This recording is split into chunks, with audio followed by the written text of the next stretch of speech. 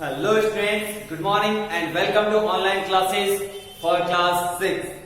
Students, आज का जो हमारा टॉपिक होगा वो जो आपकी पोएम है ए हाउस ए होम। क्या नाम है आपकी पोएम का? ए हाउस ए होम, यानी कि एक घर, ठीक है, या फिर एक इसको हम घर भी बोलते हैं, मकान भी बोलते हैं। ए हाउस एक घर या फिर एक ग्रह या फिर एक घर, ठीक है। दोनों का मीन सेम सा ही लगता है, दोनों का मतलब लगभग समान ही होता है, लेकिन हाउस क्या होता है और होम क्या होता है इसके बारे में हम जो इस पोएम में पढ़ेंगे, ठीक है ना। तो आपकी जो पोएम है वो क्या है? A house A home.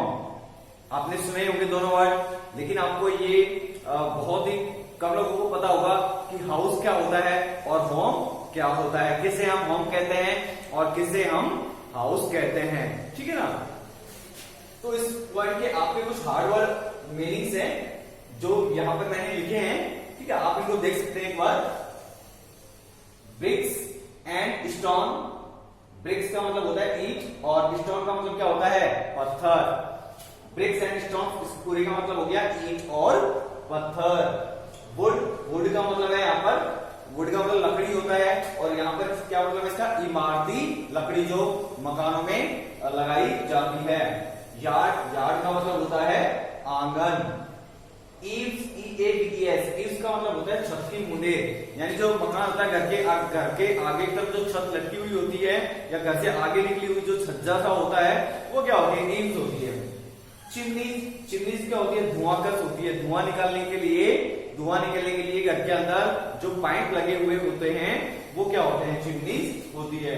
Stucco, STUCCO, stucco का मतलब क्या है? महीन चूना या सीमेंट, जो क्या होता है जिससे हम हमारी जो घर की दीवारें हैं उसको प्लास्टर करते हैं, वो क्या होता है? स्टुको होता है, स्टुको होता है। लॉट्स, LOTS, लॉट्स का मतलब क्या होता है? अनेक होता है। होम, होम का मतलब क्या होता है? गृह या घर, जिसमें क्या रहते हैं? परिवार रहते हैं, जिसमें परिवार रहते हैं, वो क्या होता है? होम होता है। और हाउस क्या होता है? हाउस एक खाली मकान होता है जिसमें लोग नहीं रहते हैं, केवल उसमें क्या होता है? दीवारें बनी हुई होती हैं, कांच की खिड़कियां लगी हुई होती है, इमारती लकड़ियां लगी हुई होती है, टाइल्स वाली फर्श लगी हुई होती है, छत होती है, ठीक है, एक आंगन होता है। तो ये सब क्या होता है, लेकिन इनमें क्या होता है? लोग नहीं रहते हैं। तो अगर उसमें लोग रहते हैं, परिवार रहते हैं, प्रेम पूर्वक आपस में प्रेम से रहते हैं, ठीक है, तो वहां पर उसको हम क्या बोलते हैं? होम बोलते हैं। क्या बोलते हैं? होम। लेकिन वो खाली है, केवल बना हुआ है, तो उसे हम क्या बोलते हैं? हाउस बोलते हैं। फिर है डूइंग। डूइंग का मतलब है यहाँ पर करना। क्या करना? सेवा करने से मतलब क्या है यहाँ पर? डूइंग से मतलब है सेवा करना। अनसेल्फिश, अनसेल्फिश का मतलब होता है निस्वार्थ, जिसमें कोई स्वार्थ नहीं हो, उसे हम क्या बोलते हैं? अनसेल्फिश बोलते हैं। उसके बाद में एक वर्ड है यहाँ पे आपका केयरिंग, CARING। केयरिंग का मतलब क्या है? विचारशील या फिर ध्यान रखने वाले। केयरिंग का मतलब क्या है? विचारशील या ध्यान रखने वाले। फिर एक वर्ड और है शेयरिंग। शेयरिंग का मतलब क्या है यहाँ पर? शामिल होना। शेयरिंग का मतलब है शामिल होना। तो इस पॉइंट में जो भी हार्ड वर्ड्स आए हैं मैंने उनका जो वर्ड मीनिंग से वो आपको बतला दिया है, और अब आपकी जो पोएम है उसको रीड करेंगे और उसके बाद में आपको इसके क्वेश्चन आंसर्स करने हैं, ठीक है ना। So students, let's come with me, और अब आपकी जो बुक है उसको ओपन कर लीजिए और मेरे साथ में, ठीक है, उसका ट्रांसलेशन देखिए।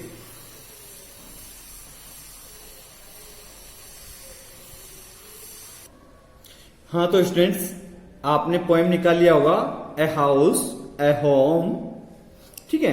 हम इसको शुरू करते हैं। व्हाट इज द डिफरेंस, कि क्या अंतर है? डिफरेंस का मतलब क्या है? अंतर।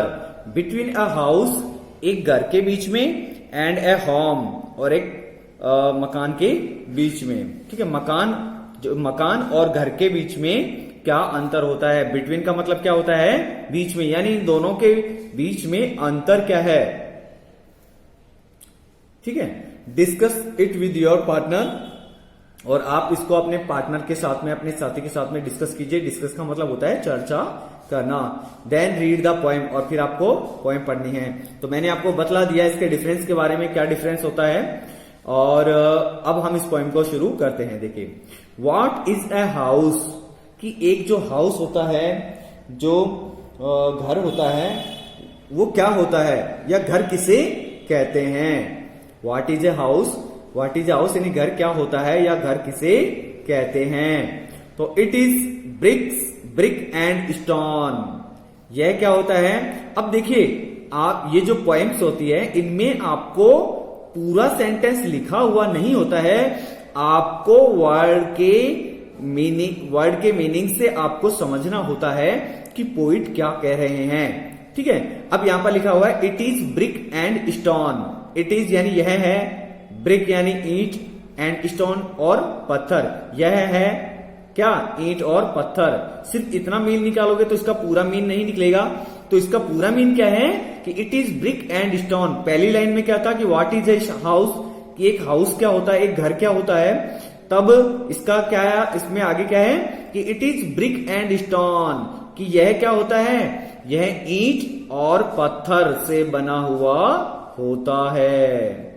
And would that is hard, और इसमें क्या होती है, वुड का मतलब बतलाया था मैंने आपको, इमारती लकड़ियां। इसमें क्या होती है, इमारती लकड़ियां होती हैं। दैट इज हार्ड, वो कैसी होती है, कठोर, यानी इसके अंदर कठोर इमारती लकड़ियां होती है। सम विंडो ग्लास, और इसमें क्या होते हैं, सम मीन्स कुछ, सम का मतलब होता है कुछ, और इसमें क्या होते हैं, कुछ ग्लास होते हैं, कैसे, कांच के, मतलब कांच की खिड़कियां होती है। विंडो का मतलब होता है खिड़की, और ग्लास से मतलब है यहां पर कांच, और इसमें कांच की क्या होती है, कुछ खिड़कियां होती हैं। And perhaps A yard, perhaps लगभग या शायद, इसमें क्या होता है, एक यार्ड होता है। यार्ड से मतलब क्या है, आंगन होता है। इट्स ईव्स, और इसकी जो ईव्स का मतलब मैंने बताया आपको क्या होता है, छत की मुंडेर या छज्जा जो होता है। इसमें क्या होता है, छज्जा होता है, और क्या होता है, चिमनीज, और धुआं निकलने के लिए चिमनियां होती हैं। यानी एक पाइप होता है जिसको क्या है, छत के ऊपर बाहर निकाला जाता है, जिससे क्या है कि घर के अंदर सफोकेशन नहीं होता, या धुआं जो होता है वो उसमें निकल जाता है। एंड टाइल फ्लोर्स, और इसमें क्या होती है, छत जो होती है, फ्लोर जो फर्श होती है, वो जो फर्श है उस पर क्या लगी हुई होती है, टाइल लगी हुई होती है।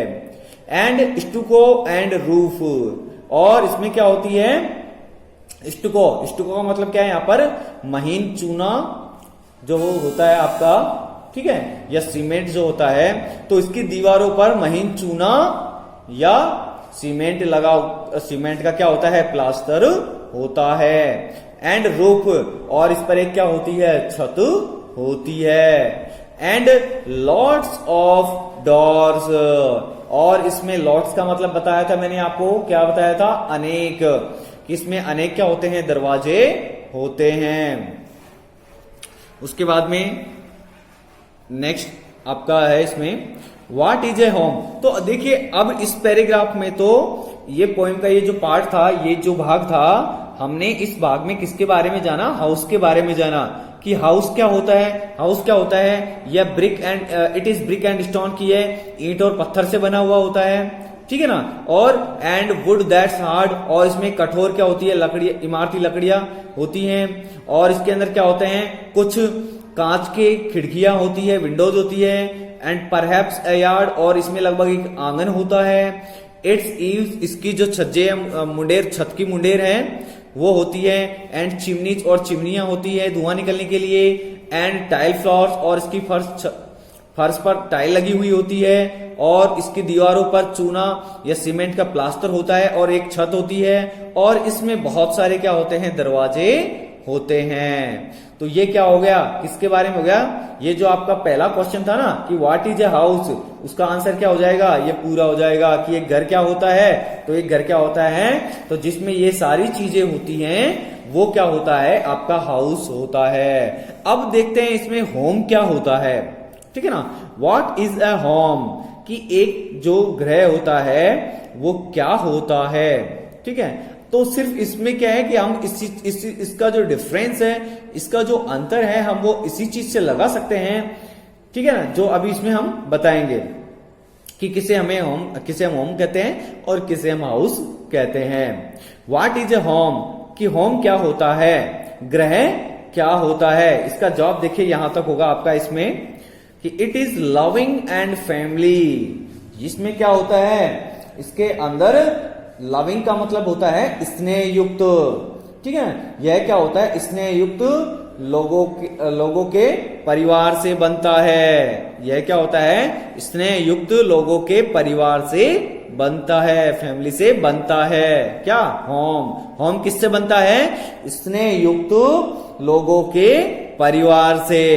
एंड डूइंग फॉर अदर्स, और इसमें क्या होते हैं, जो लोग होते हैं डूइंग यानी वो सेवा करते हैं, फॉर अदर्स यानी दूसरों के लिए, अर्थात एक दूसरे की क्या करते हैं, वो सेवा करने को तैयार रहते हैं। It's brothers and sisters and fathers and mothers, और इसमें कौन कौन रहते हैं, भाई रहते हैं, भाई बहन रहते हैं और माता पिता रहते हैं, माता पिता रहते हैं और भाई बहन रहते हैं। इट इज अनसेल्फिश एक्ट्स, और इनके जो कार्य होते हैं वो कैसे होते हैं, अनसेल्फिश होते हैं यानी निस्वार्थपूर्ण होते हैं। वो स्वार्थपूर्वक नहीं करते हैं एक दूसरे के लिए कार्य। जैसे माँ होती है, अब पिता होते हैं, भाई होता है, बहन होता है, क्या वो स्वार्थ के लिए काम करते हैं हमारे लिए, नहीं। ठीक है, एंड काइंडली शेयरिंग, और वो क्या करते हैं, काइंडली शेयरिंग यानी बहुत ही सौहार्दपूर्वक, है ना, बहुत ही सौहार्दपूर्वक वो क्या करते हैं, शामिल होते हैं। शेयरिंग यानी शामिल होते हैं किसमें, सुख दुख में।